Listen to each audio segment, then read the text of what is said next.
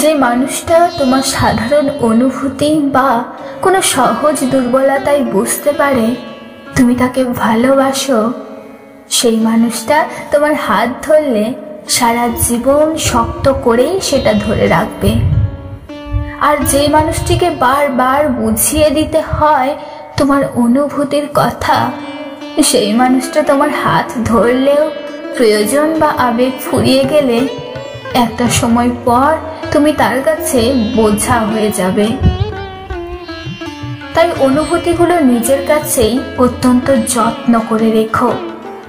ভুল মানুষের কাছে মনের কথা বলে নিজেকে সস্তা করে ফেলো না, কারণ সরল মনের মানুষেরা ভালোবাসার ক্ষেত্রে খুব অভাগা হয়।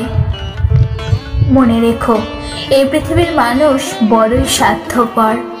এরা মেঘের মতো অভিনয় করে, প্রয়োজনে বৃষ্টির মতো আপন করে নেয়, আর দিনের শেষে ভালো মানুষগুলোই ভীষণ কষ্ট পায়।